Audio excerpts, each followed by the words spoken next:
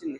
ఎందుకంటే అలా unfair decision వల్ల పాపం సుమన్ శెట్టి అన్నకి అక్కడ గేమ్ నుంచి వెళ్ళిపోవాల్సి వచ్చింది. ఆయన ఎంత జెన్యూన్ ప్లేయరో అంత కోపంగా నేను కామెడీ పరంగా అంత కోపంగా చూశాను. నిజంగా ఆయనలోని మెల్లమెల్లగా ఆయన ఫస్ట్ వీక్‌లో ఎక్కడ కనపడకుండా సైలెంట్‌గా కూర్చున్నారు కదా! ఇప్పుడు సెకండ్ వీక్ నుంచి సంజన గారి నామినేషన్ నుంచి సుమన్ శెట్టి అన్న కనబడుతున్నాడు, వినపడుతున్నాడు.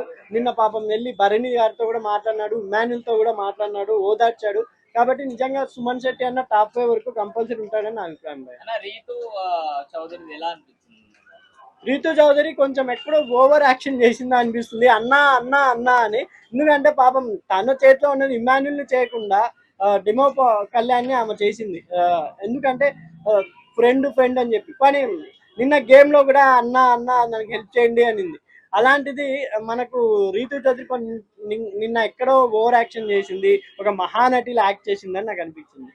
ఇప్పుడు మన తనుజ ఏడ్చింది కదా నిన్న, అంటే టాస్క్ తర్వాత అవును, దాన్ని ఎలా చూస్తారు?